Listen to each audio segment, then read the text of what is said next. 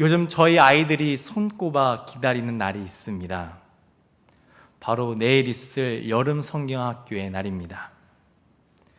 유치부 성경학교에서 무엇이 있을까 설렘 가득한 표정을 하며 내일 있을 그 아이들의 표정을 보면서 나 또한 그렇게 기다리는 날이 있었지라고 생각을 해봤습니다. 소풍이나 수학여행과 같이 즐거운 날을 앞두고는 전날 제대로 잠을 자지 못하고 잠을 설쳤던 기억이 납니다.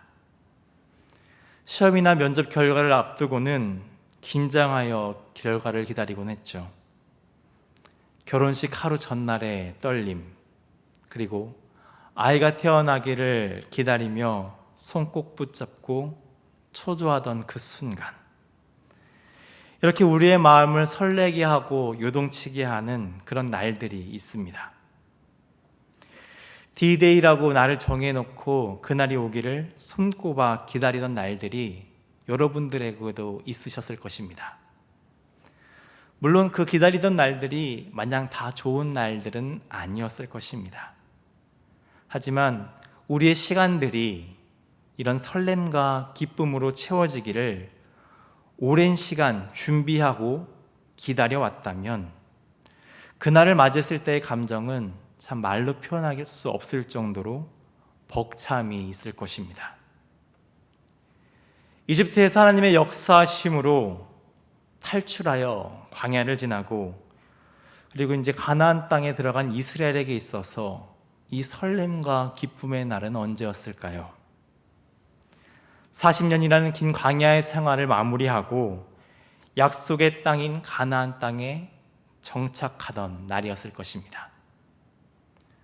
수많은 우여곡절이 이스라엘 백성 가운데 있었습니다. 그렇지만 하나님의 인도하심과 선하신 계획 가운데 이스라엘 백성은 하나하나 가나안 땅을 정복해 갔습니다. 때로는 두려움이 가득했고 때로는 인간적인 욕심에 이를 그르치기도 했지만 돌이키시고 돌보시는 하나님의 은혜로 말미암아 드디어 그날을 맞이하게 됩니다. 아브라함에게 약속하신 그 날이 4대 만에, 즉 400년 만에 이루어지는 순간입니다. 부르심에 따라 하나님께서 보이신 그 땅을 향해 나아갔던 아브라함, 자식이 없던 그 상황 속에서도 아브라함과 그 후손들에게 주시겠다고 약속한 그 땅에 드디어 정착하게 된 것입니다. 그 순간을 오늘 본문 43절의 말씀은 이렇게 기록하고 있습니다. 여호와께서 이스라엘의 조상들에게 맹세하사 주리라 하신 온 땅을 이와 같이 이스라엘에게 다 주셨으므로 그들이 그것을 차지하여 거기에 거주하였으니 라고 말씀하십니다. 맹세하실 필요가 없으신 하나님께서 친히 맹세하시고 그 약속을 신실히 지키셨다고 오늘 성경 말씀은 이야기하고 있습니다. 놀라운 구원의 은혜, 신실하신 하나님의 그 약속이 계속해서 이루어짐에 대해서 우리는 매일 성경 큐티를 통해 그 히브리서의 말씀을 보며 매일 새벽마다 나누고 있습니다. 구원의 약속을 이루시고 새 언약의 백성으로 살아가게 하시는 하나님의 은혜를 우리에게 보고 누리게 하셨습니다. 하나님의 자녀로 그리고 구원받은 자의 삶을 살아가게 하시는 하나님의 사랑을 우리의 삶의 자리에서 날마다 경험하게 하신 것입니다. 우리는 바울이 에베소서 2장 8절에서 말씀한 것 같이 하나님의 은혜의 선물로 말미암아 이 은혜를 누리며 살아가는 자가 되었습니다. 아이들이 읽는 동화책이라면 이렇게 모든 약속이 다 이루어진 그날 이렇게 끝을 맺을 것입니다. 그리고 그들은 모두 행복하게 잘 살았습니다. 끝. 이렇게 끝을 맺고 행복한 결말로 끝이 나면 참 좋겠는데 우리는 그렇지 않다는 것을 너무나 잘 알고 있죠. 우리의 삶은 이제 끝이 아니라 새로운 시작을 맞이하게 됩니다. 그리고 그 새로운 시작으로 말미암아 만나게 되는 여러 가지 문제들을 더 다양하게, 때로는 더 어렵게 만나게 됩니다. 행복할 것만 같은데 막상 그렇지 않습니다. 오늘 말씀은 분명 온 땅을 다 주셔서 차지하게 되었다라고 하고 있습니다. 또한 오늘 본문 44절의 말씀은 이렇게 말하고 있습니다. 여호와께서 그들의 주위에 안식을 주셨으되 그 조상들에게 맹세하신 대로 하셨으므로 그들의 모든 원수들 중에서 그들과 맞선 자가 하나도 없었으니 이는 여호와께서 그들의 모든 원수들을 그들의 손에 넘겨주셨음이니라. 이스라엘의 모든 원수를 이스라엘 손에 넘겨주셨다고 말씀은 기록하고 있습니다. 43절과 44절의 말씀만 보면 이제 더 이상 가나안 땅에 남은 땅과 남은 원수가 없어야 합니다. 완전히 다 정복을 하고 이제 안식만 누리면 되는 것입니다. 하지만 우리는 아직 차지하지 못한 땅과 남은 원수가 있음을 사사기의 말씀을 통해서 알 수 있습니다. 사사기 1장의 말씀들을 보면 여전히 각 지파에게 분배된 땅에서 쫓아내지 못한 족속들이 있음을 보게 됩니다. 여전히 정복하지 못한 땅에 가나안 족속들이 살고 있습니다. 심지어 단자손은 아모리 족속에게 쫓겨서 골짜기 안쪽까지 몰리게 됩니다. 또한 사사기 3장 3절을 보면 아직 가나안 땅에 남아있는 이방 민족들을 이렇게 언급하고 있습니다. 사사기 3장 3절의 말씀입니다. 블레셋의 다섯 군주들과 모든 가나안 족속과 시돈 족속과 바알 헤르몬 산에서부터 하맛 입구까지 레바논 산에 거주하는 히위 족속이라. 모든 땅을 다 차지하였다고 했는데, 그리고 모든 원수들을 다 그 손에 넘겨주셨다고 했는데, 이렇게 남은 땅과 남은 이들을 보면서 우리는 어떻게 반응해야 하는 것일까요? 오늘 우리의 삶의 자리도 이와 같습니다. 분명 구원받고 하나님의 자녀로 그리스도인으로 예수님과 동행하며 행복한 삶을 살아가야 되는데 여전히 우리의 삶에는 이렇게 수많은 문제들이 산적해 있습니다. 도리어 믿음으로 생기는 문제들을 더 많이 만나게 될 때도 있죠. 생각지도 못한 문제가 여전히 계속 생겨납니다. 이제 좀 잠잠해지는 것 같았는데 최근 다시 코로나이란 문제가 대두되고 있습니다. 경제적인 문제 또한 참 만만치 않죠. 전쟁, 질병의 문제, 경제적인 여러 가지 문제들, 삶의 여러 자리에 찾아오는 이런 다양한 문제들이 서로 얽히고 설켜서 우리의 삶을 계속해서 어렵게 만들곤 합니다. 그러다 보니 우리는 또다시 망연자실하게 되죠. 홍해를 건넜는데 더 큰 바다를 만난 것만 같습니다. 여리고 성을 정복했는데 더 크고 견고한 성을 보게 되죠. 또한 그럴 때가 있지 않습니까? 기도하며 하나님의 때를 기다리고 드디어 그 때가 돼서 하나님의 약속을 누리며 행복하게 이제 그 복을 누리면 될 것 같은데 막상 그때가 되면 꼭 문제가 찾아옵니다. 왜 그때 나를 넘어뜨리려는 그런 시험들이 찾아오는 것일까요? 세상의 사람들은 이런 일을 만날 때면 운명의 장난이다 라고 말합니다. 그러나 우리는 이 세상의 모든 것들이 운명에 의한 장난이 아니라는 것을 알고 있습니다. 그것을 가장 잘 경험한 사람이 다윗일 것입니다. 목동이었던 다윗, 사무엘에게 소개받는 자리에서 초대받지도 못했던 그런 아들이었습니다. 그러나 하나님의 마음에 합한 자가 되어 기름 부음을 받고 왕의 사위, 군대 장관까지 오르게 됩니다. 근데 또 어떻게 되나요? 다시 광야로 쫓기는 상황을 마주하게 됩니다. 왕이 되어서도 아들의 반역을 경험하게 됩니다. 쫓겨나게 되죠. 선한 목자가 되시는 하나님께서 인도하심으로 푸른 초장과 쉴만한 물가만 누리면 참 좋겠는데 시편 23편 4절의 말씀과 같이 사망의 음침한 골짜기가 자꾸 우리 삶에 찾아옵니다. 또 시편 23편 5절의 말씀과 같이 자꾸 원수들이 우리의 눈앞에 서 있습니다. 이쯤 되면 이것은 무엇인가 착오가 있는 것이 아닌가 하나님께 원망 섞인 기도를 하게 됩니다. 가끔 내비게이션이 잘못된 길을 알려주는 것 마냥 하나님 지금 이 길은 잘못된 것이 아닙니까? 묻게 됩니다. 그런 순간들을 만날 때 우리는 의심하게 됩니다. 오늘 본문의 44절의 말씀을 볼 때도 그렇습니다. 본문 44절 앞부분을 보면 이렇게 말씀하고 있습니다. 여호와께서 그들의 주위에 안식을 주셨으되, 하나님께서 안식을 주셨다고 말씀합니다.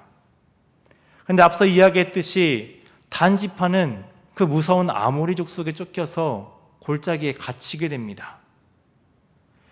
여전히 문제를 바라보며 우리는 안식보다는 불안과 두려움을 느낀다는 것이죠.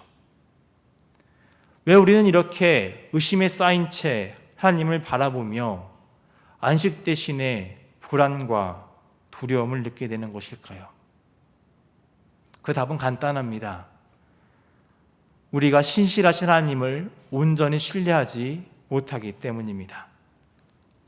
우리는 이렇게 착각할 때가 참 많습니다. 이 모든 과정 속에서 어느 정도 우리의 지분이 있다고 생각하는 것입니다. 하나님께서 분명히 하셨지만 이 모든 역사 가운데 우리도 참여했으니 우리가 한 지분도 어느 정도는 있다고 생각하는 것입니다. 자꾸 우리의 자아가 개입한다는 것이죠. 그러니 문제를 만날 때 두렵습니다. 하나님을 의심하게 됩니다. 하나님께서 하시는 것이 아니라 내가 한다고, 내가 어느 정도는 한다고 생각하니까 그렇습니다. 그러니 문제를 바라보고 문제가 너무 크다고 여겨지면 하나님을 의심하고 탓하게 됩니다. 우리의 죄성이 그렇다는 것입니다. 잘된 것은 하나님의 은혜가 아니죠. 내가 잘해서 받게 된 상입니다. 힘들고 어려운 상을 만나면 나와 함께 하시겠다고, 나의 산송과 요새가 되어주겠다고 하신 그 하나님이 도대체 어디에 있냐고, 하나님께서 나와 함께 하시지 않으시기 때문에 이런 고난을 당한다고 탓하게 됩니다.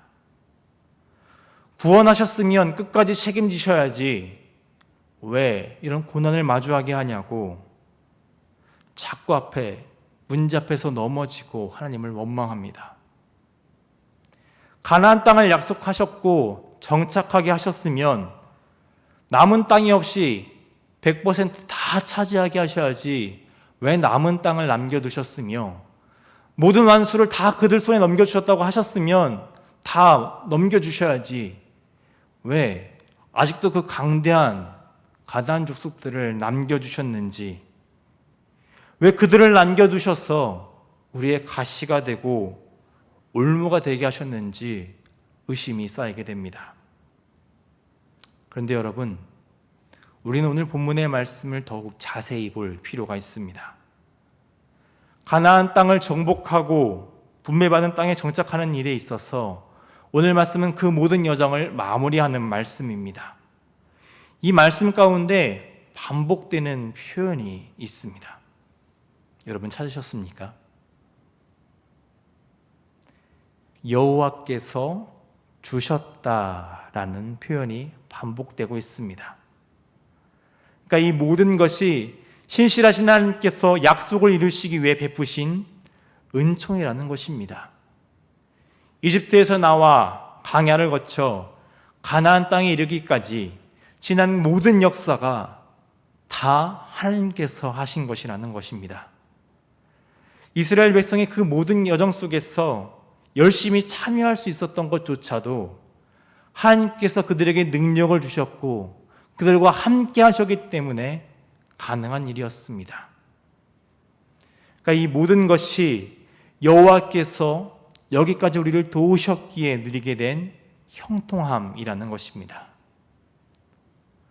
블레셋과의 전투에서 승리한 사무엘이 에벤에셀을 고백하듯이 우리 또한 찬송가 301장의 고백과 같이 한이 없는 주의 사랑으로 지금까지 지내온 모든 것이 하나님의 은혜임을 고백해야 한다는 것이죠. 우리가 우리의 삶에서 누리는 그 모든 것들은 그 어느 것 하나 우리가 잘해서 받는 상이 아닙니다. 우리가 잘해서 받은 것이라고, 우리가 했기 때문에 누리는 것이라고 착각해서는 안 된다는 것이죠. 그 작은 것 하나 다 하나님의 은혜라는 것입니다. 우리는 자랑할 것이 하나도 없는데 주의 손이 우리를 살펴서 이 놀라운 은혜의 선물을 누리게 되었다는 것입니다. 그렇다면 하나님께서 가나안 온 땅을 주셨고 모든 원수를 그들의 손에 넘겨주셨다고 했는데 왜 아직까지 남아있는 땅과 원수들이 있는 것일까요? 사사기 3장 1절의 말씀을 보면 아직 남겨둔 땅과 원수들이 있는 이유를 알 수 있습니다. 여호와께서 가나안의 모든 전쟁들을 알지 못한 이스라엘을 시험하려 하시며, 사사기의 말씀은 그 이유를 전쟁을 알지 못하기 때문이라고 말하고 있습니다. 전쟁을 알지 못한다는 것, 그것은 하나님께서 하심을 알지 못한다는 것을 의미합니다. 그러니까 우리가 자꾸 하나님께서 하심을 잊는다는 것이죠. 망각이 때로는 약이 됩니다. 하지만 결코 잊어서는 안 되는 것이 분명히 있습니다. 우리는 하나님께서 하신 그 약속을 이루시기 위해 여전히 신실하시며 온 힘을 다해서 우리를 보살피시는 그 아버지 하나님의 은혜를 깊이 새기고 항상 떠올리는 자가 되어야 한다는 것이죠. 우리에게 필요한 것이 있다는 것입니다. 바로 하나님께서 하심을 온전히 믿는 믿음입니다. 오늘 본문 45절의 말씀은 이렇게 말씀하고 있습니다. 여호와께서 이스라엘 족속에게 말씀하신 선한 말씀이 하나도 남음이 없이 다 응하였더라. 앞서서 다윗이 만난 사망의 골짜기와 원수들을 만나게 된 상황을 말씀드렸습니다. 사망의 골짜기를 지나고 내 원수들 앞에 서게 된다면 여러분은 무엇을 이야기하시겠습니까? 하나님 앞에 어떻게 기도하시겠습니까? 다윗은 이렇게 고백합니다. 우리가 잘 알고 있는 말씀이죠. 시편 23편 4절의 말씀입니다. 내가 사망의 음침한 골짜기로 다닐지라도 해를 두려워하지 않을 것은 주께서 나와 함께 하심이라. 주의 지팡이와 막대기가 나를 안위하시나이다. 다윗은 주의 지팡이와 막대기가 함께 하실 것을, 자신의 삶에서 역사하실 것을 신뢰하기에 두렵지 않다고 고백하고 있습니다. 그렇기에 다윗은 원수들의 목전에서 하나님께서 베푸시는 그 상을 누리게 됩니다. 자신의 모든 삶의 자리에서 하나님의 선하심과 인자하심이 항상 함께 하심을 믿으며 하나님만 영원히 신뢰하는 삶을 살겠다고 그렇게 고백하며 찬양합니다. 다윗이 이렇게 찬양할 수 있었던 것은 그가 특별해서가 아닙니다.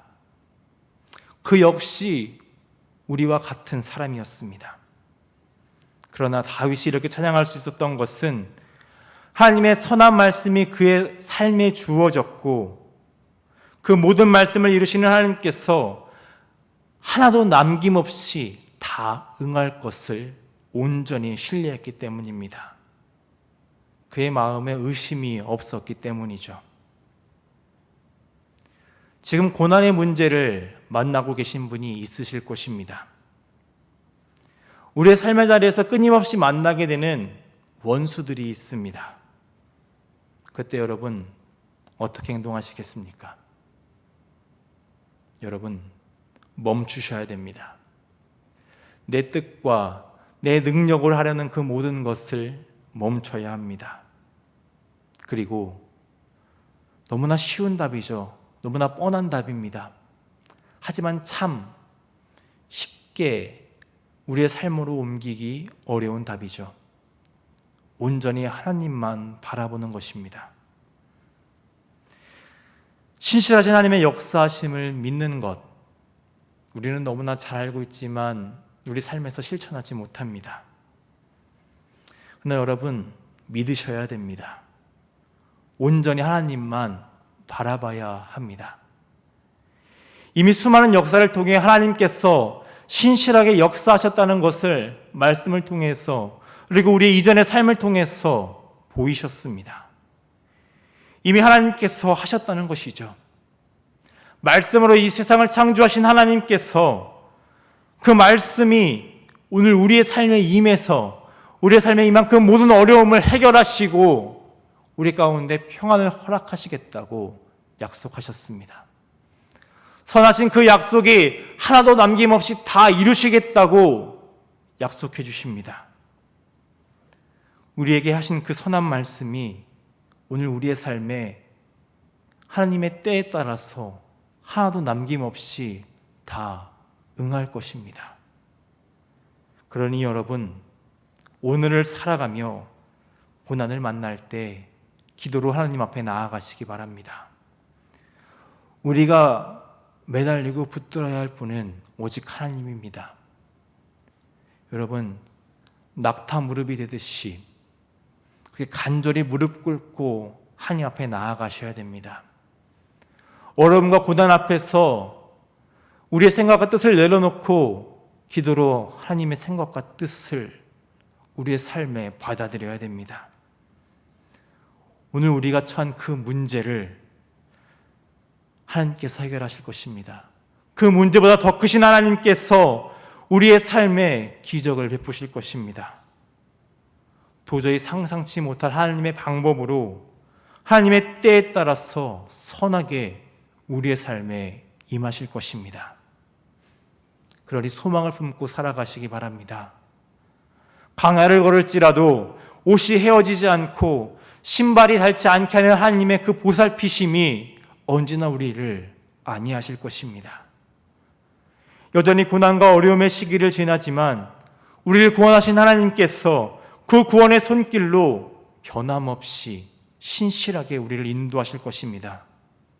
그리고 마침내 우리가 인생의 모든 여정을 마치고 하나님 앞에 서게 되는 그날, 하나님께서 우리의 삶에 행하신 그 모든 일을 보며 지금까지 지내온 그 모든 것이 주님의 크신 은혜였습니다 고백하며 찬양하게 될 것입니다.